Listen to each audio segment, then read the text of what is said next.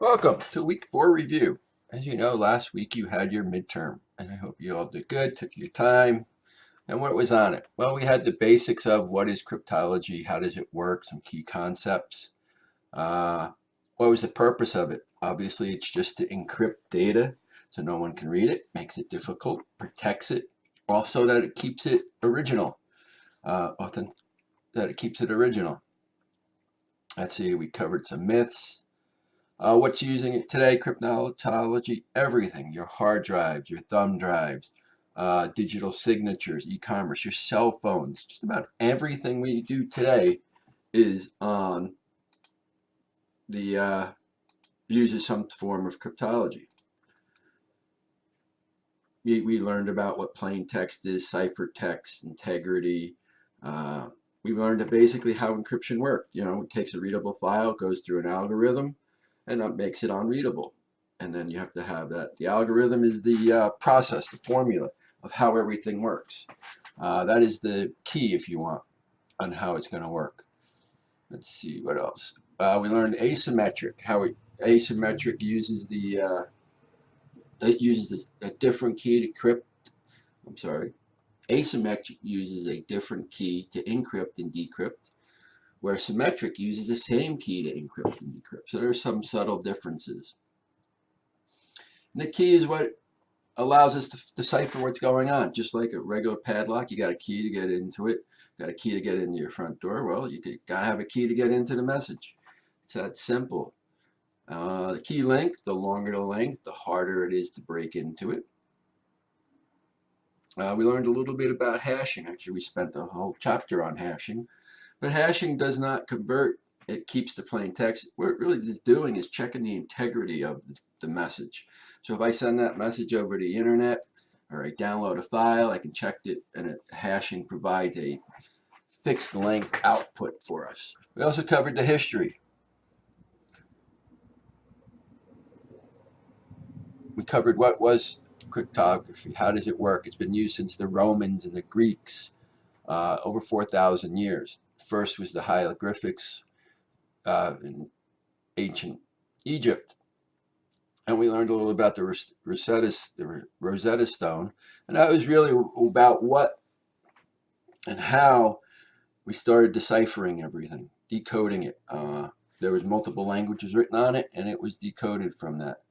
We learned about the Habash, Skytel, Caesar cipher, just shifting over 3 places. We learned about polyalphabetic ciphers, the Veneer cipher, how it uses multiple alphabets, makes it much more difficult. It was used ciphering. Encryption's used during most of every war. They encrypt messages to the front line. It was no different in Civil War where it was used, World War I, World War II. It just allows people to send messages over airwaves. We learned a little about the Enigma machine, which we'll talk more about later. So what are some of the components? Well, we have encryption, we have the concealment. Doesn't mean to hide, just can't be read. Plain text, clear text, same thing. Ciphertext, that's converted text. The algorithm is the formula that does the converting for us. The keys is what's important. You can have a public or private key. We'll go into that in a second. But if you want to have that private key, you have to keep it hidden. Then if we look at ciphers, there's substitute ciphers such as Caesar ciphers, where you substitute a letter. We also had ROT 13, and basically it just shifts the letters over 13 places, which is about half the alphabet, puts it under. The Veneer cipher we talked about, and having that key is important. The longer the key, the more secure your data is going to be. Remember, we never put spaces in our cipher. The algorithms are simply, hey, this is what the math is. This is behind the scenes. It puts in all that information. And that's what it goes through. We had Kirchhoff's 6 principles. The system should be unbreakable. The design of the system should not require secrecy. The key should be memorable.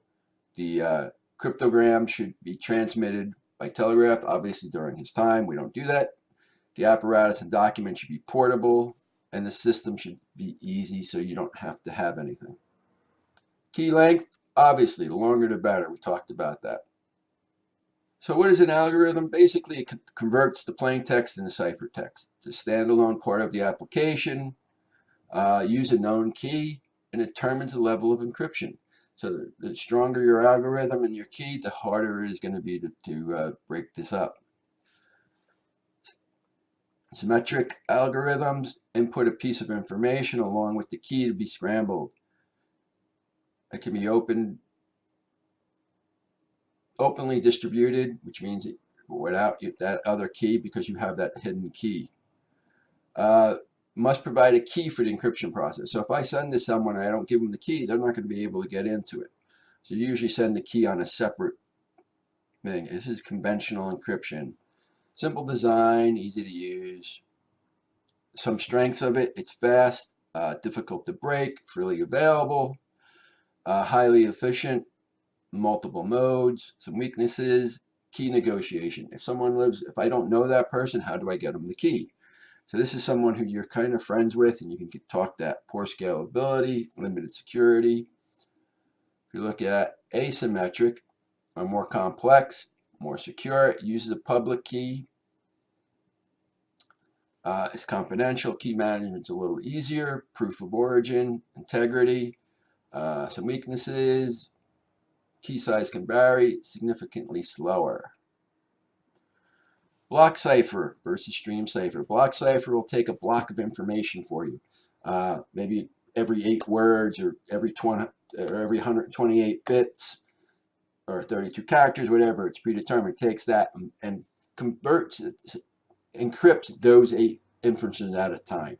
So it makes it, so it just takes blocks of information and puts it through the algorithm.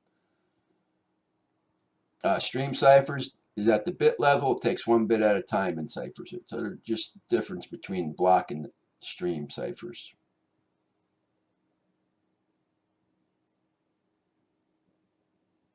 One-time pad. The key is only generated for a one-time use. So once the information is encrypted and then encrypted and de-encrypted, that's it.